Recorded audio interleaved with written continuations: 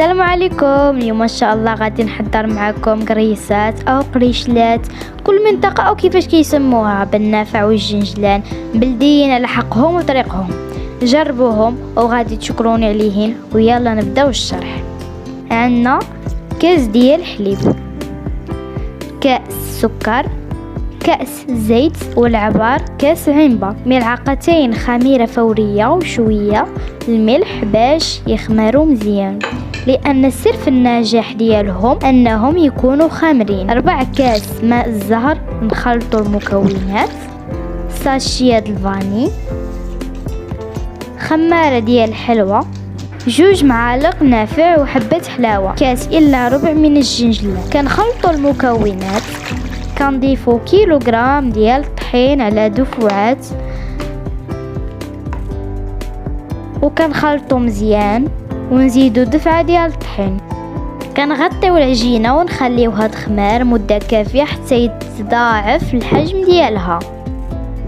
كنفرغوا الهواء اللي تكون في العجين بالفقاعات، ثم نبداو نشكلوا العجين.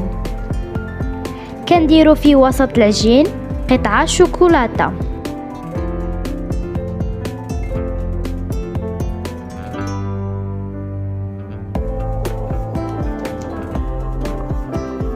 وكنكملوا بهذه الطريقة.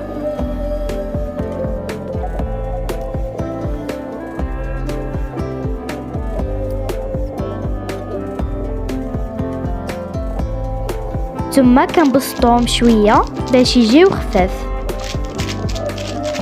كندهنوهم بصفار البيض،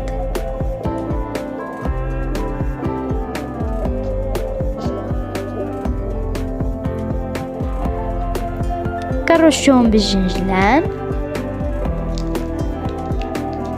ونخليهم يزيدوا يخمروا باش الحجم ديالهم يتضاعف. كنسخنوا الفران مزيان، ومباشرة مني ندخلوهم من الفران كنطفيو عليهم من الفوق ونخليهم غير من الأسفل على حرارة متوسطة. فاش يبداو يتذهبوا كنشعلوا عليهم شوية من الفوق، وهذا هو الشكل النهائي. كيجيو يا سلام رطبين وريحتهم كتهبل.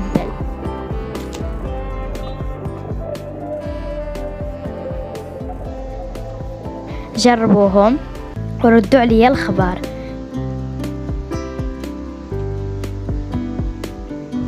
كنتمنى تدعموني باللايكات ديالكم باش يوصلكم الجديد ديالي.